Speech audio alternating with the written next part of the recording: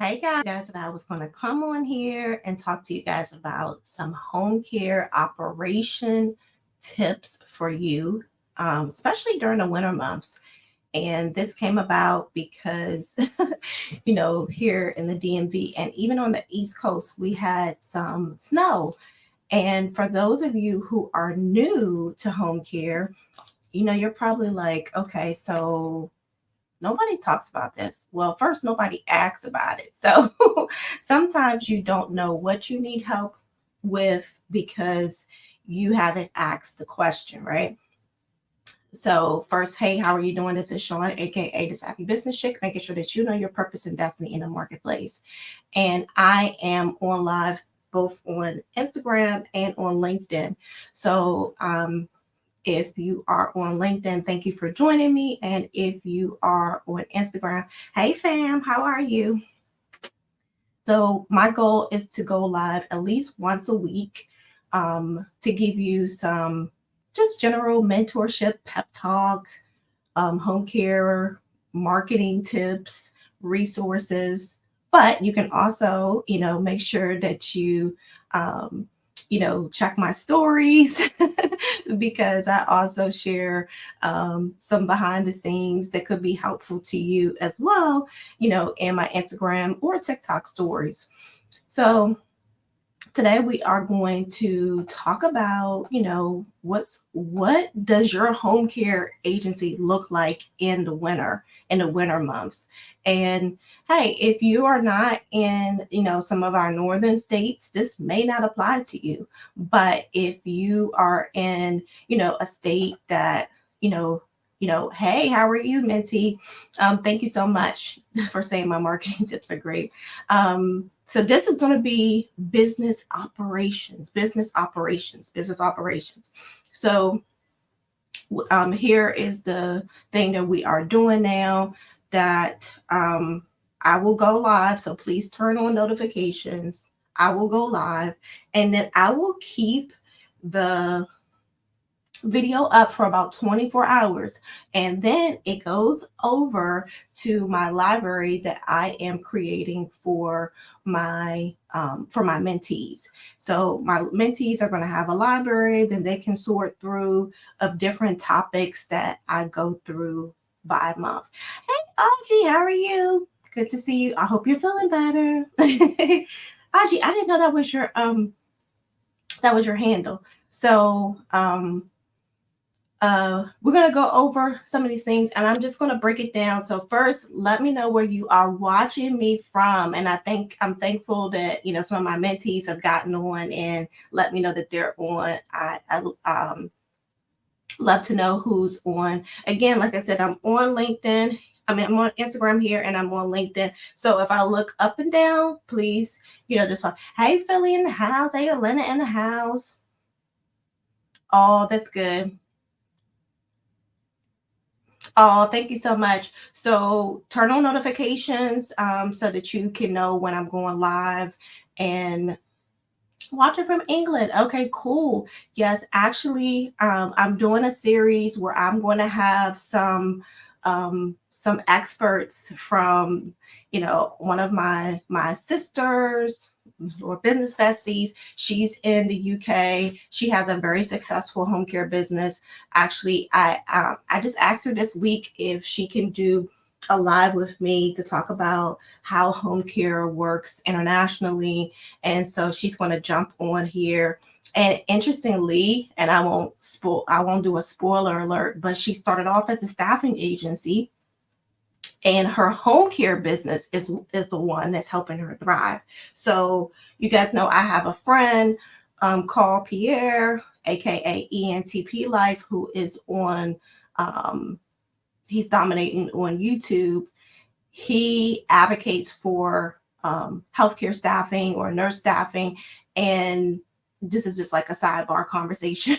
But hey, Ghana, this is a sidebar conversation. But I do feel like that staffing and home care work hand in hand. And my home care agency does a lot of staffing in our slower months. So, but first, you got to get one business up and running before you go add multiple things, because you might think you can manage multiple businesses, but you guys can't even manage multiple social media platforms. Ooh, which okay. So I want you to get one thing going first and then go over to that. So again, thank you for letting me know where you're watching me from. Now, my next question is, if you are a new home care agency, or actually, if you are an aspiring home care CEO, meaning you have not yet got licensed yet, give me the number one. Hey, Christian, thank you so much for watching on LinkedIn. We're also on Instagram, but I think those of you who are on LinkedIn are going to be able to see my whiteboard a little bit better. So if when I get to the whiteboard, you're going to probably wonder, like, be like, dang, I should go on over to LinkedIn. Yes, you should. Okay, so you're an aspiring home care CEO. Great. Now, if you are an emerging home care CEO, meaning that you are already licensed, and you've gone through that red tape, give me the number 2, because then I know, how many of each, category we have here on our live. Again, my goal is to go live at least once a week. I would do more, but I do so much in my stories, either on Instagram or TikTok, that sometimes it covers like a little mini live. But for me to do like a full training for you guys, it's best for me to just commit to once a week. Plus, mentorship is going to be starting back up, and those are weekly. And then we also have the home care startup boot camp that is going to be starting. So that's going to be weekly too. So in order for me to give those individuals the attention that they deserve in a live setting, right? Because some of you guys are signing up for programs, and I don't want to say those programs aren't live. they're pre-recorded, but the information I'm probably sure is still good. But that's my commitment to you. And I just really share what God tells me, puts on my heart. And from what I hear, you guys are like, oh man, Sean, I was just thinking about that. So because you were just thinking about that, here comes that training, right? Here comes something to help you navigate. So this is to help you navigate.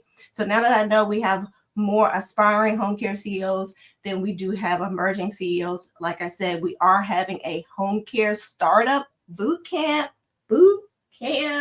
coming up on January 29th. We pushed the date back because some of you had some extra questions, and then, hey, executive, some of you had some extra questions that you wanted to know before you join. And it's going to be boot camp. So if you were in my home care marketing boot camp, I want you to drop a money bag, because most of my mentees who were in my home care marketing boot camp definitely made some money.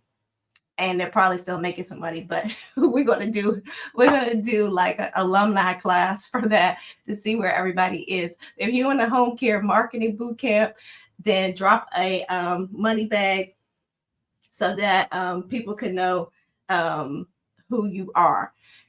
So now we're gonna get ready to start with our topic of today: how to navigate your home care business in the winter months. How can you navigate your home care business in the winter months? Do you guys have any questions before I start? Do you have any questions before I start? Because I definitely want to incorporate your questions. I am new and joined your YouTube channel and just recently glad.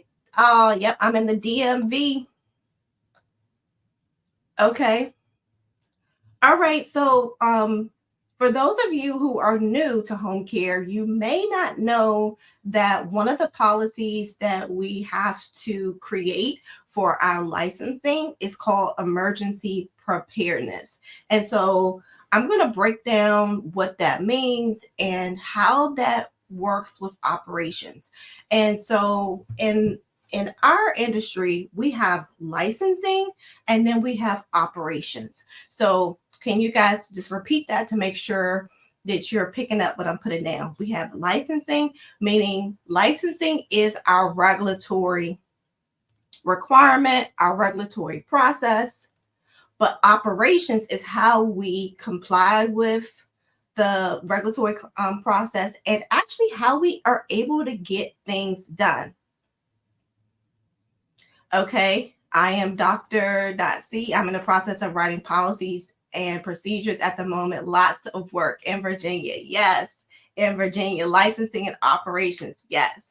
Okay. Yes, it is a lot of work, and that is why we're on our 5th or 6th state with our DIY kits to help you guys with those policies and procedures. The policies and procedures are catered to the state.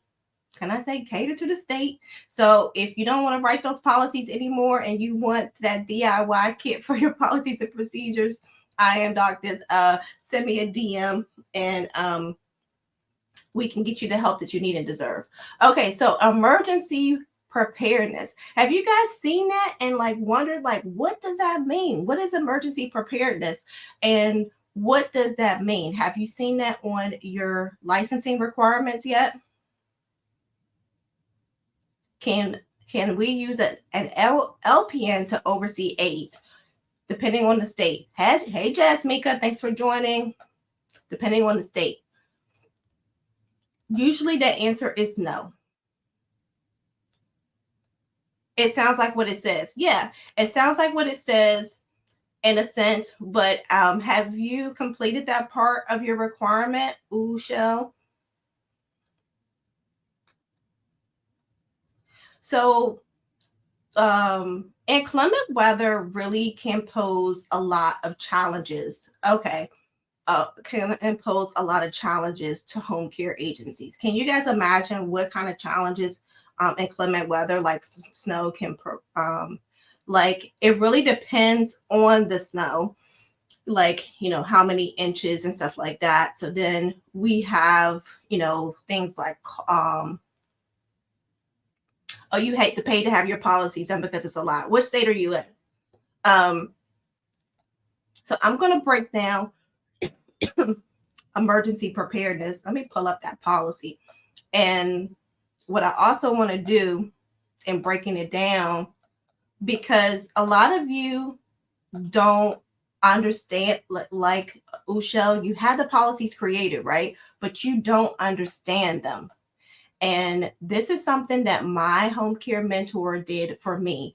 And it, when I say wrote the policies from scratch, but then she went over them with me so that I have an understanding of what it means. Having an understanding of what it means is really important because you as a home care CEO / the administrator or agency manager, you have to stay in compliance. And if a lot of times if you see some of these policies, like, oh, that was really long. That emergency preparedness policy is like 7 pages. Okay. Do you know how to carry it out? Let's be honest. What do you mean that part? Oh, for the REM program? Yeah. So you must be in Maryland for the REM program. Yep. Let me pull up one of our policy templates. Oh, that's great. That's good. Okay. And I'm going to use my whiteboard in a second. Sorry, I meant to have this up. Okay, so in general, like I said, unfortunately, the way that when I start writing on my whiteboard, it'll be easier if you are on LinkedIn as far as seeing it. But for those who will get the replay, you will be able to navigate, what that means. So emergency in general is a real or anticipated event for an unseen combination of circumstances. So in this situation, I'm going to use like the DMV area. until the state starts quizzing you. Okay. All right. So, all right. So scoot this over. Gotcha. Here we go. Okay. So these are the kinds of emergencies we can have.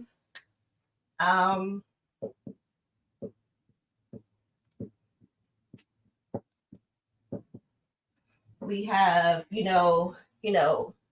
I'll say in-home emergencies. Those could be like, someone has a cardiac arrest.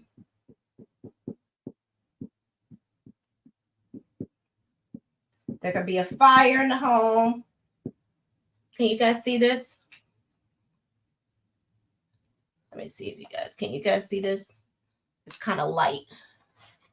Can you see it? There could be a fire in the home. Power outage.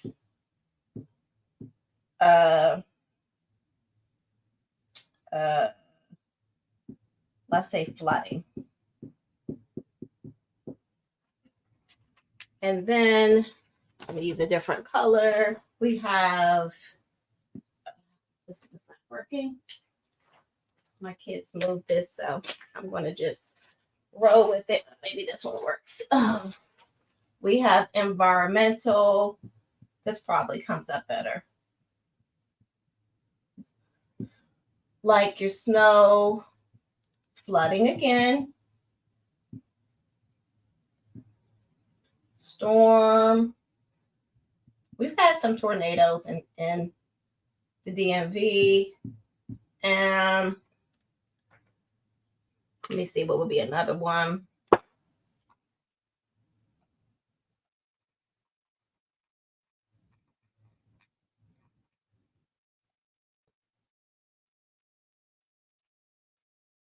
That power outage. Okay. Let's just say earthquake, just in case. So this is what happened recently. So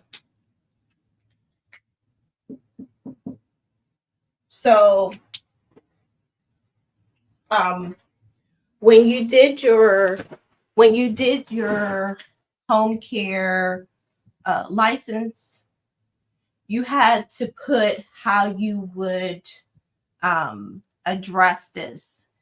And usually within that policy, you put things like, like a notification protocol, prioritizing clients with higher levels of needs, making sure your staff is safe.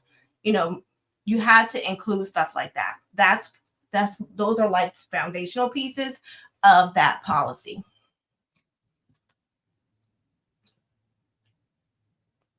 Oh, thanks so much.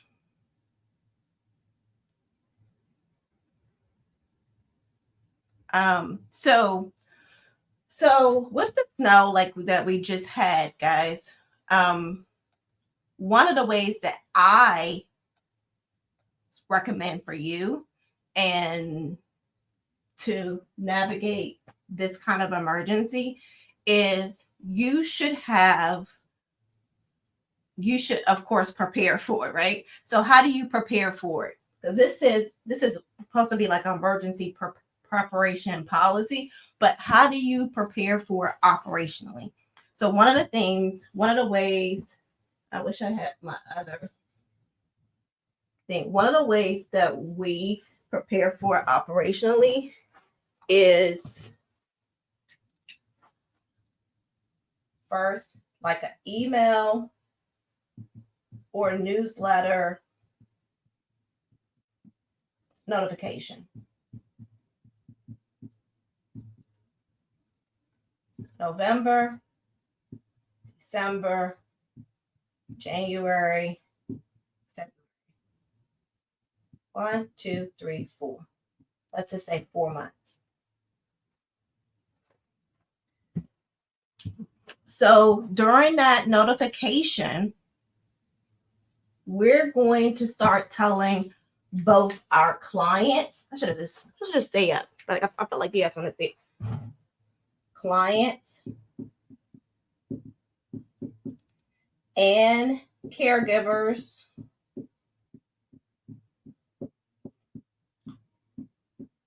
what to expect. And then you can even include some of your referral sources. This is what I call your, this is operational notification. Now, sending them an email or having a newsletter works like this.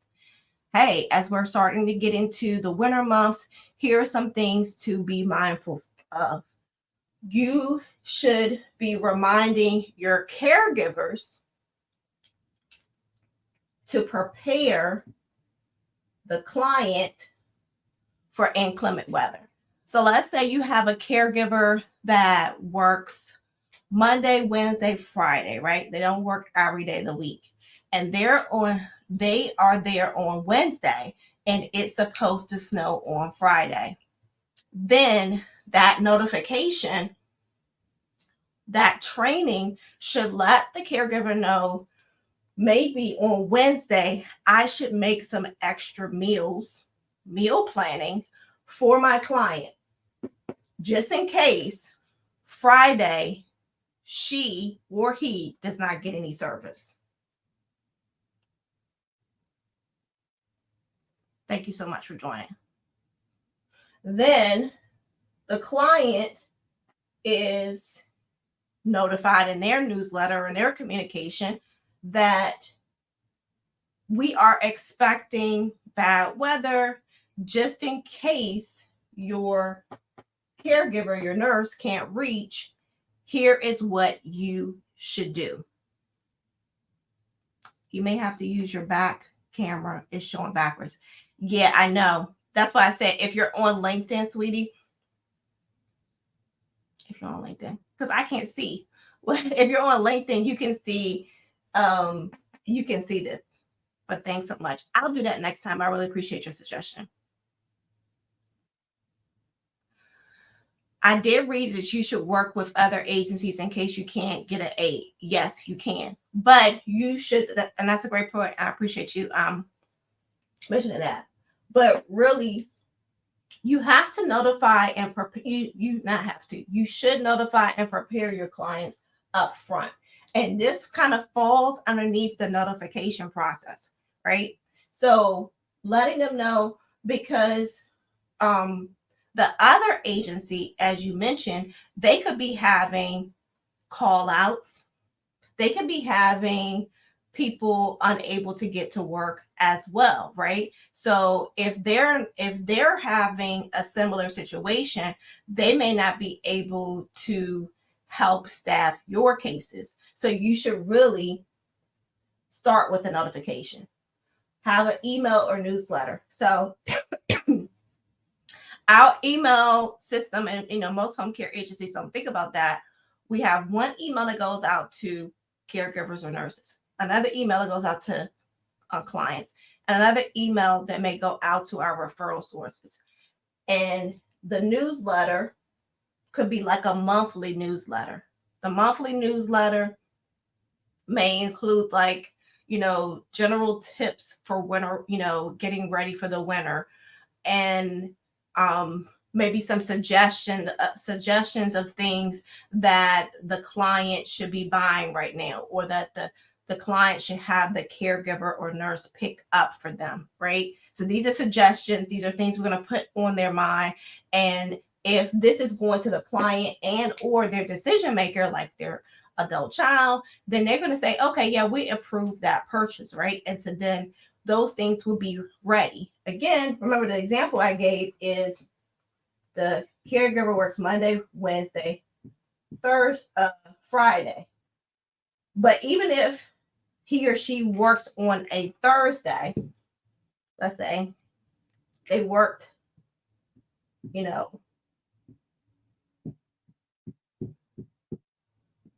Now I'm writing backwards. On this day, like it's supposed to snow tomorrow here in the DMV, again, prep the client for this potential snow. Make sure, have them, the instruction to the caregiver is, make sure that they're fully supplied.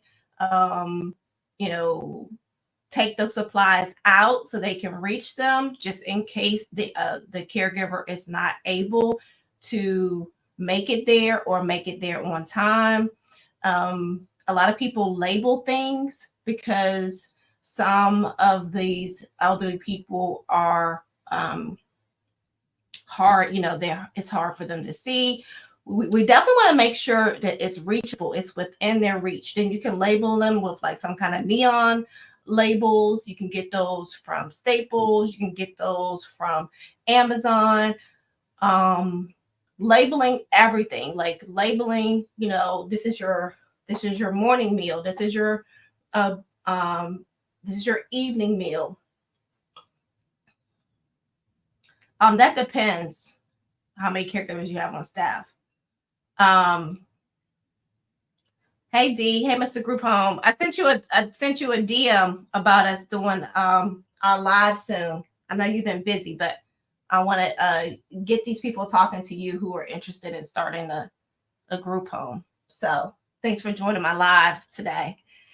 So they're on, so they can, let's say that they're leaving late, they can maybe put some salt out. They can just get a lot of things prepared. So you really want to put that onus, put that responsibility on the caregiver or nurse. If it ends up not snowing as bad, guess what?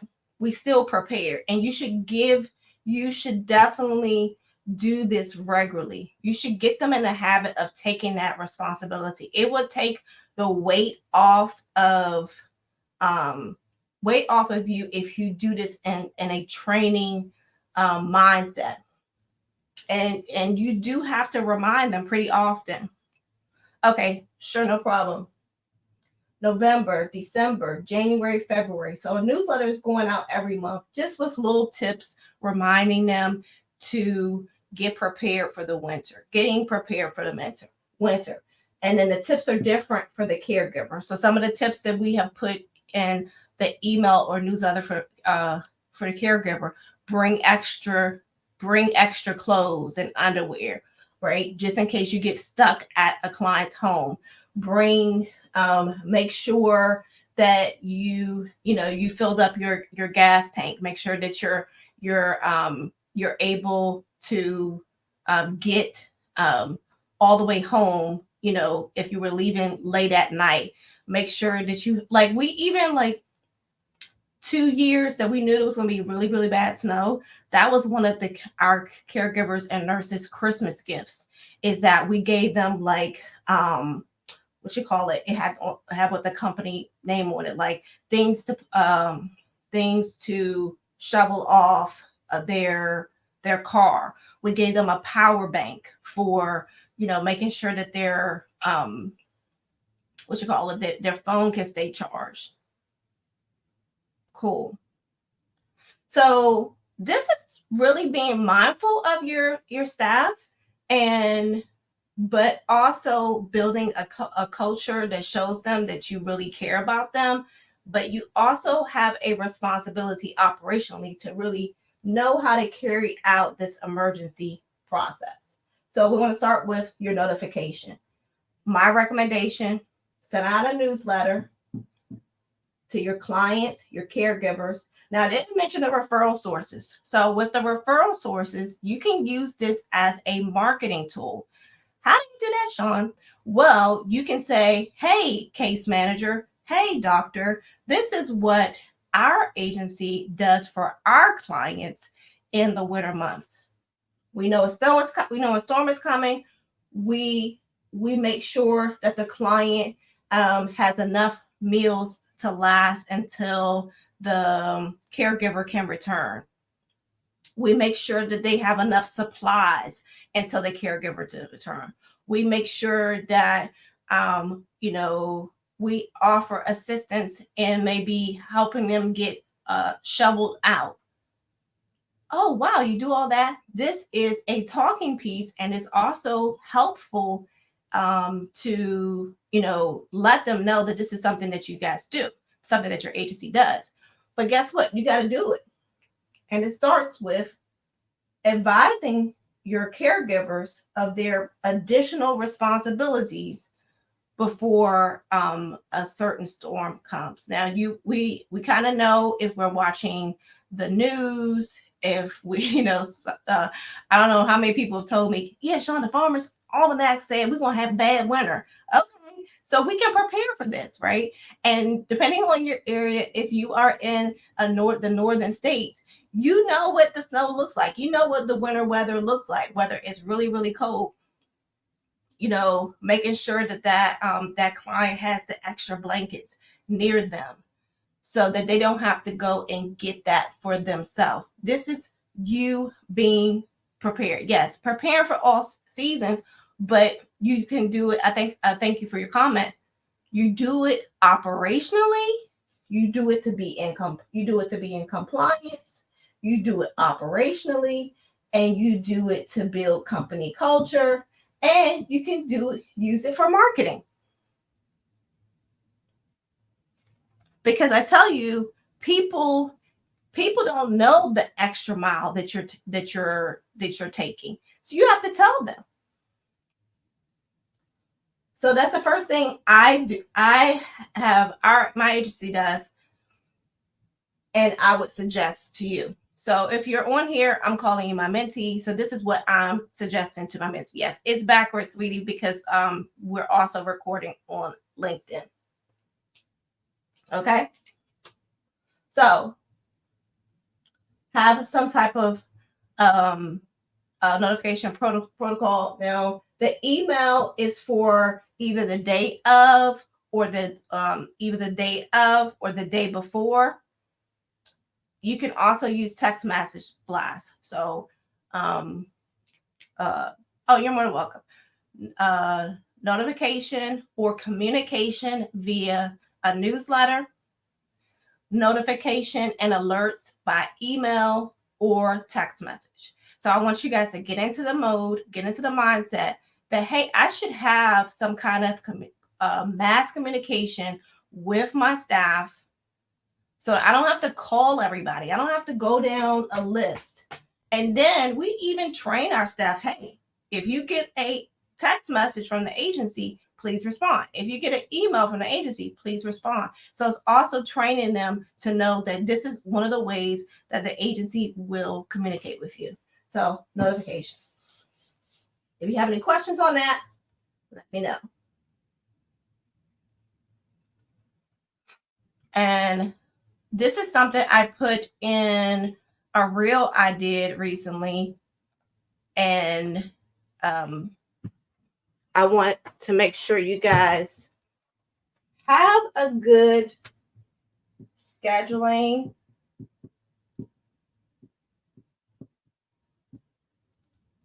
Arrival.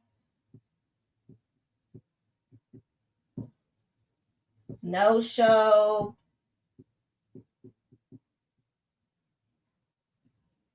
Policy.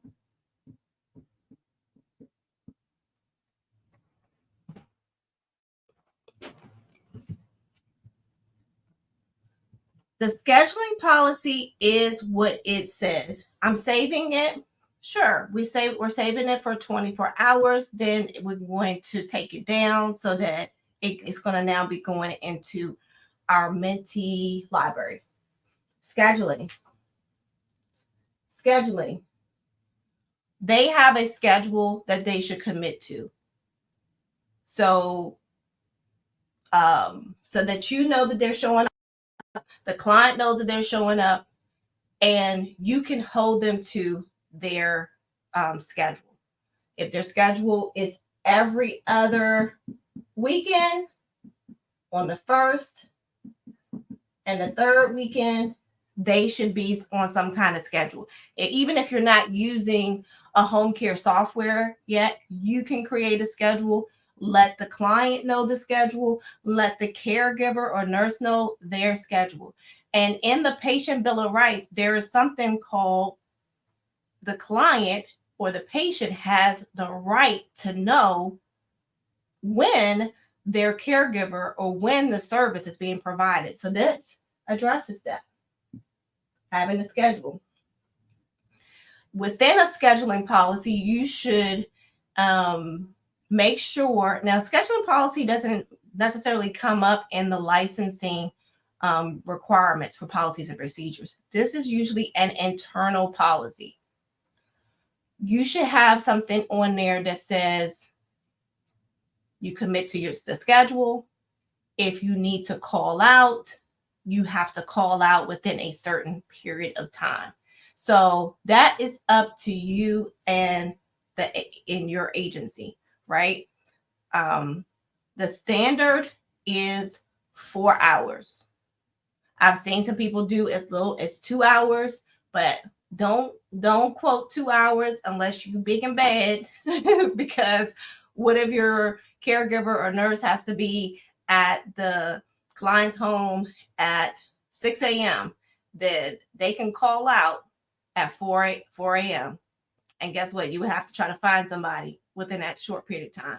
So standard is 4 hours. Well, Sean, why isn't the call out policy in 8 hours?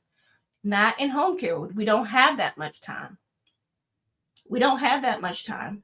The most I've seen it is maybe 6 hours, but usually it's, 4 hours. I have seen 2 hours. So 4 hours falls in the middle. A 4-hour call out policy. You should have that in your scheduling policy. You should let them know. That's usually gone over during the orientation process, where you let them know what are the procedures for calling out.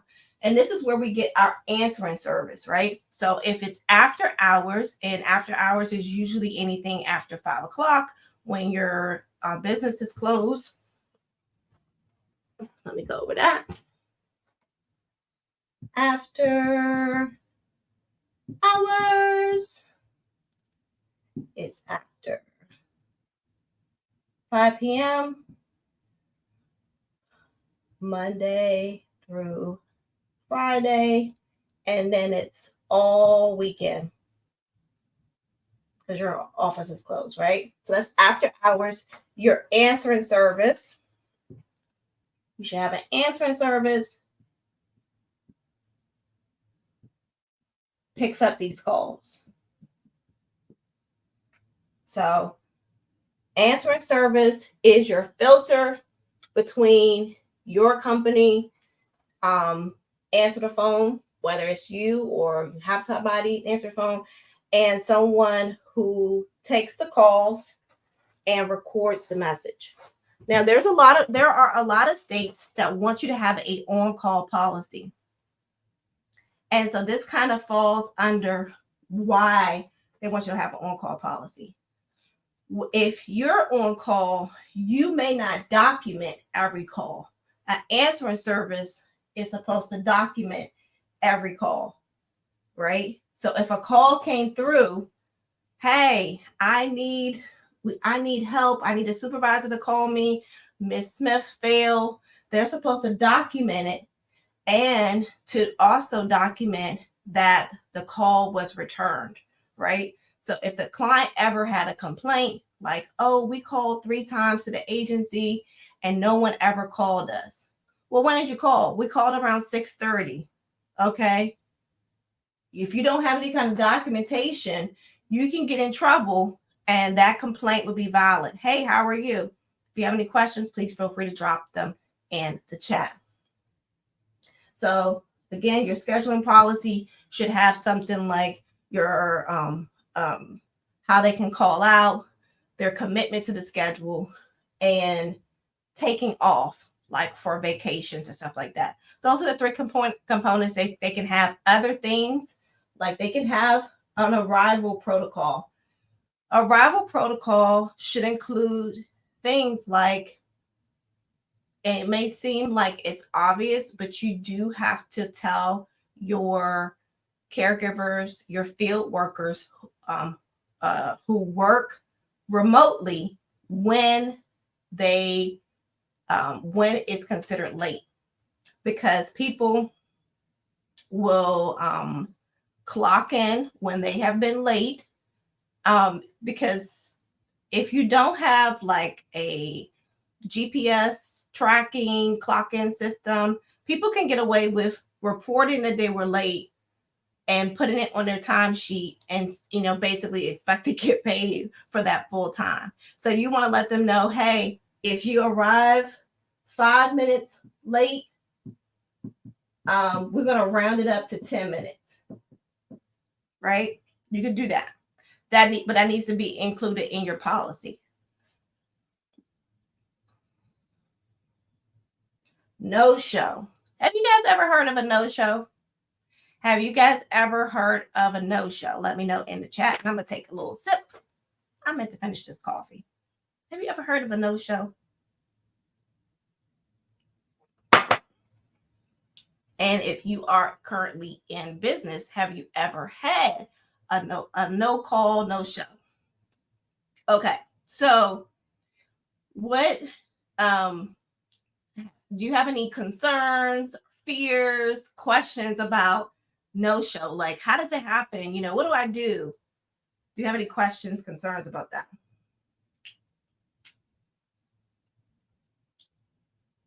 Before I move on.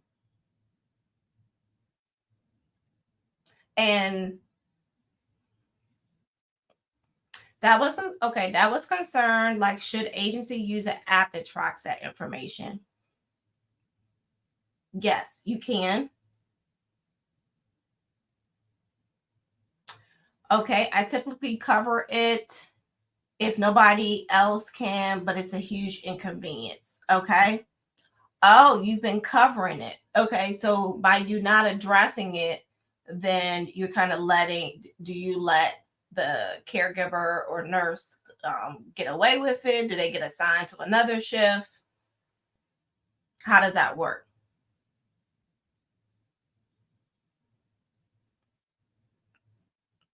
And remember, whether you separate these or you put them in one policy, you should have that nurse or caregiver sign off on the scheduling policy.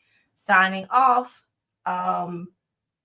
states that they understood that that's the company policy, and they were to comply. Because if you ever had to address them and do some kind of disciplinary action, you need something to stand on. And like unemployment is going to ask you, well, what policy did they violate? What did they what is your reason for firing them? What policy did they violate? So you need to have them sign this. Yes, it's not enough to have it in the employee handbook. This should be kind of separated so that they have specifically signed this. If you want to have an initial by that section, great. But I recommend that you have it be a separate policy and that you have them sign it.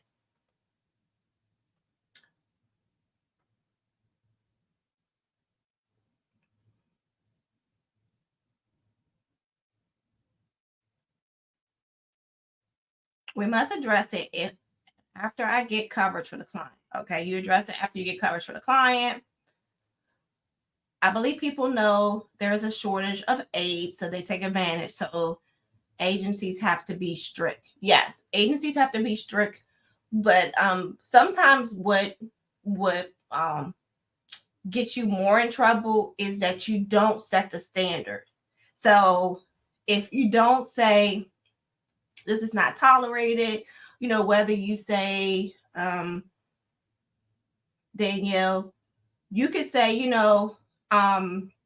if it happens 2 times, you're terminated, right? You got to have some kind of standard internally of what you are going to accept and not accept, right? So, and then you put that in writing, you have them initial off on it. So that's what I am recommending. So we probably would have to have a part two because I said I didn't want to go too long. So the first, we talked about having some kind of notification and communication process. What do you guys think about that? And have you done it before, or now are you going to do it? Yep. Make it a part.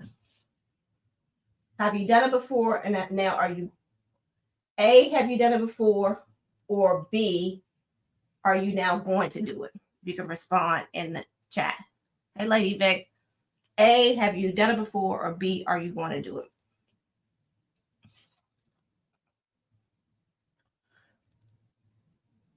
Before I move on. So we all know, like, when the caregiver, when the nurse does not show up, like, it just creates so many problems. It's like a domino effect of problems on the patient care, especially like if you have like a round the clock case. Like, I can tell you guys stories, like if you have like a round the clock case and like someone showing up late for the morning shift, that means that the evening or the night shift nurse or caregiver has to stay, because then we go into abandonment. Like, you can't leave because until I replace you. It can't, like, they can't leave until I replace you because it's abandonment, because this person needs round the clock here. Now I gotta pay you overtime because you went over your It's just like so many problems. Can I punch you, caregiver? Boom. No. So some could be really genuine call outs, right? So I had one of my nurses, because you guys know that my home care agency, we were 100% skilled until we started, taking on the elderly. And she called, she followed a it starts a program amongst the staff. Yeah. Oh, okay. She called out, she said she was having car problems. Now, I am of the mindset that, I'm going to give you the benefit of the doubt, right? And because I was mentored by the nurse, I have a healthy respect for nurses, right? I have a healthy respect for nurses, and I'm going to give you the benefit of the doubt. I know the industry says you're shady. I know the industry says you're probably calling out because you went to a better case. I know all of these things, but I'm going to give you the benefit of the doubt. What do you say? Innocent until proven guilty. I'm going to give you the benefit of the doubt, right? So in this case, it proved to be really good that I gave her the benefit of the doubt. She said, "Oh my gosh, went to my car wouldn't start. I called my mechanic, and so he's going to help me fix it." Now, she told me she got a mechanic on tap, and I was like, okay, we just secured a client. We just secured you for this client. And it was kind of hard to schedule this client because the client was in like a rural area. So one of the ways that, I definitely, grew my home care agency is that I went into the rural areas. I paid nurses extra to go in these rural areas, and we staffed those cases. And those cases were like long shifts. So it was like, to me, it was easy to market it after I can convince you to drive that far. Right? So this case, if you're in the DMV, the client was in St. Mary's County. And that was back in 2008 when nobody was like, what's St. Mary's County? What is that? Right? So that was like really, really far for my nurses who lived in like Upper Marlboro or Bowie or Silver Spring to go through. A rural area is an area, great question, where, we have like the city, we have the suburbs, and a rural area is where it's not, the population is not as big, there's probably a lot of farmland, where there, it could be two street roads, it could be dirt roads. Those are usually rural areas where the population is not as big, right? So did I serve people in the city? Yes. In the suburbs? Yes. But also I took on a lot of oh, you're more than welcome. I appreciate or the countryside. I took on a lot of cases because um I I was getting these referrals, and I was of the mindset that I was not going to leave money on the table, right? So one of the things that the state of Maryland like commended me on, this is this is one of the ways that I got on the board for the Maryland Department of Health, their model waiver program. Hey, Nisi, is that my scheduling, you couldn't touch my scheduling. You could not touch my scheduling. Like our scheduling for our agency, what did they say? You couldn't touch our scheduling, right? But I have to tell you guys, these were God ideas, because I didn't know what I was doing, how to do this, how to make this work. And like, I was just like, God was just giving me like, tell them this, tell them this. Like I would convince nurses who had told me no twice. And then it would say, okay, I'll go do it. And I was like, okay. And then they end up saying, oh, thanks, Sean. Thanks for sending me on this case. I really like it. I really like it. The family is really, really nice. So, and then they were on that case for a long time, and I would just follow back up with them, and I'd be like, yeah, don't you like that family? Aren't they nice? Yeah, they're so nice. And you know what? This is an easy case. And so I would just also take that information and I would promote it even more. Like, oh yeah, so the other nurse on this kind of case, she said it's really easy. The family is really chill. They the client doesn't go into the hospital a lot. And so like we talk about marketing our home care agency, but you guys, you got to work on marketing the case to the caregiver or the nurse. Like that's a whole nother level of marketing the case to the caregiver or nurse. Like you got to like promote it so like they want to go work for this client. You can't just be like, yeah, I got a job, I got a client, these are the hours, this is how much I pay. That is so dry. Like you got to market it. Like you got to promote these cases, you got to promote these clients, and you got to find out what makes that case sound good for somebody to want to go work there, right? So lastly, so she said all of that, and nobody in my office believed her. This was at the time where I was still on call. So when I tell you guys I paid my dues, I paid my dues. I was still on call. I was on call on holidays, on the weekends. I got woken up, to fill shifts. I did my time, paid my dues as an owner, administrator, a scheduler, payroll clerk, a biller, HR. Only thing I couldn't be is a DON, but I knew what was needed on on to open up a case, right? So I said, okay, oh man, well, this client really, really needs someone today because mom has XYZ. Would you mind if I picked you up? She said, oh, you would pick me up? I said, yeah, I'll pick you up. I'll pick you up and I'll come back and bring you back home. She said, yes. So I said, okay, here, this is a test. Because if she's lying, then why would she say, come pick me up?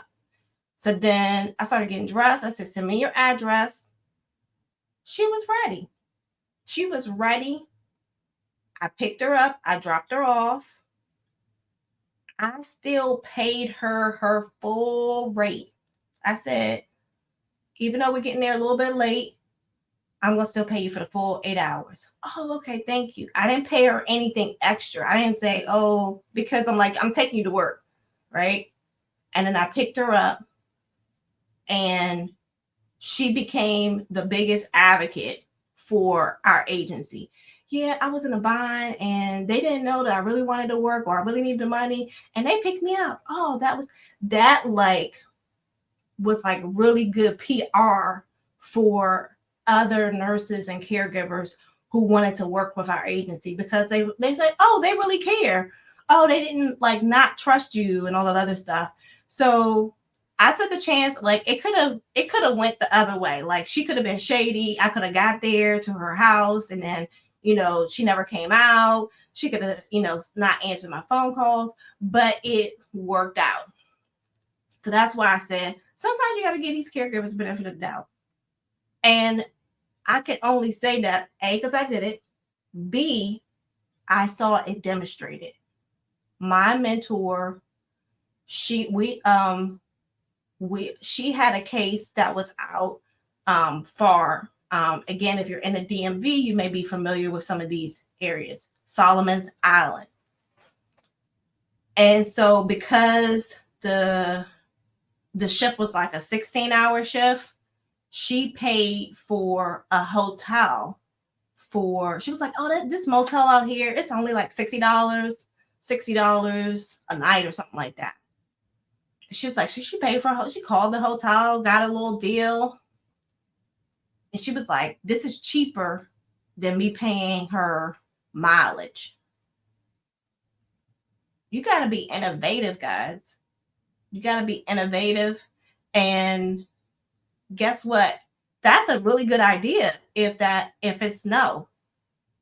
Like to say, hey, I set up, I know you don't want to be away from your family, but I called the hotel out there. It's only like 3 miles from the client's home. So you don't have to drive all the way home and agency pay for it for you. That is solving problems in your home care business. And then because she's so close, right? Then it's like, oh, well, I can go to work tomorrow if you can't find somebody to come out here. You sure can. You sure can go to work tomorrow. I'm going to let you get a whole 8 hours of sleep so we can comply with the Nurse Practice Act that you need a proper rest period. And we're going to still be able to help that client out. So that's my story. We're going to end with that one. I'm going to probably just do part 2 of this. You guys have any questions? You have any questions about how to navigate your home care business during the winter months? Do you have any questions for me?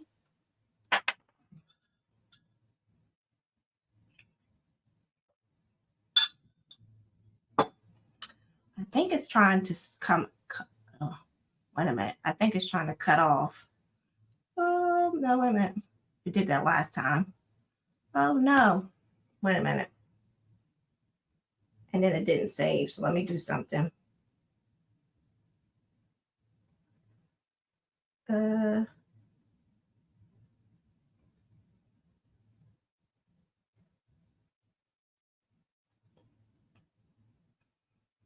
Okay. So if you're still here on LinkedIn, it did that last time. It must not want me to do lives past an hour anymore. So it was like it cut it off and it didn't allow me to save. And I'm like, that information was too good.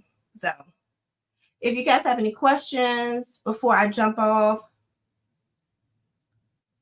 I'm going to jump off here. And we are going to do, we're not going to do a home care. We're not going to do a live tonight. We're going to do, if you are subscribed to my Instagram channel, I'm going to jump on there. And then I'm going to send out a link if you want to join me on Zoom. I'm going to do website audits tonight. If you were in my home care marketing bootcamp, then you already had your audit. But I'm going to do website audits tonight. Is anybody interested in that?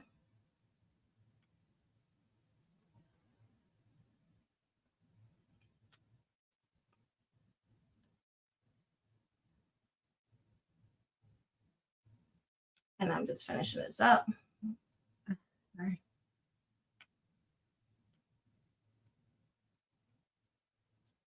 All right.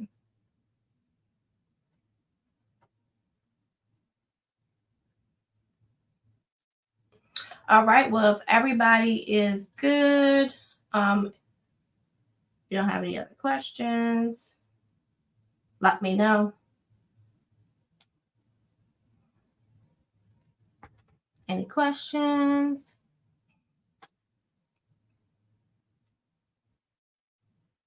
Okay. So just so I can go back over this review, we talked about having, when you're navigating your home care agency in the winter months, make sure you have some kind of communication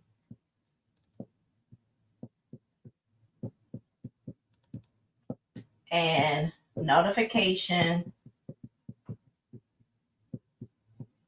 system that will cover sharing information with your client,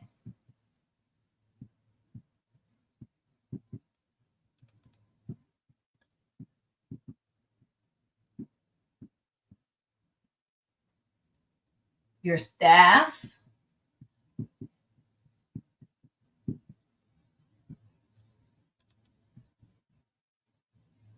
and your referral sources.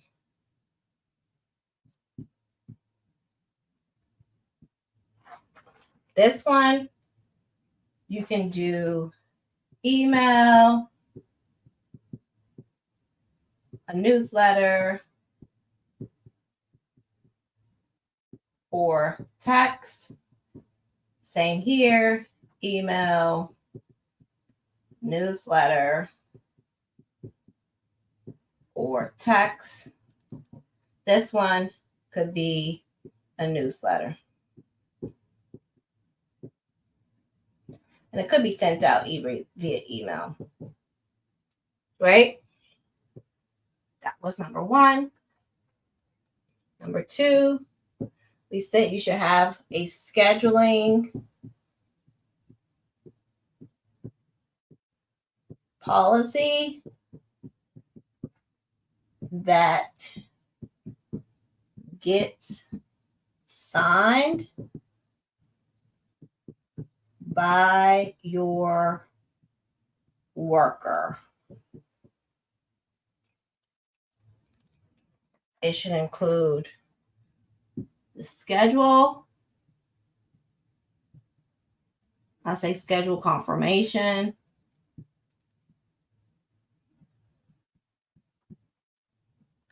Calling out. You can see it. Arrival.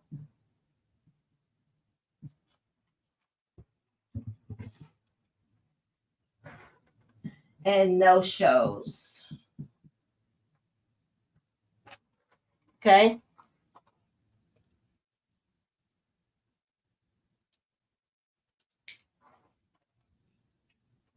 And then number three, I'll put it here with my story.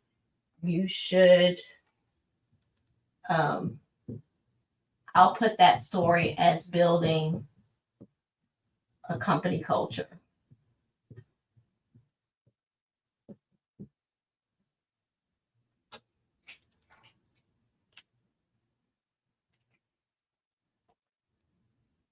Building company culture could be, we didn't address this, coming up with an inconvenience pay.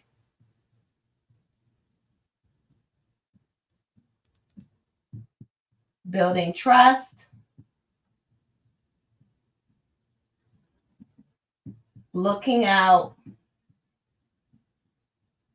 for your staff well-being.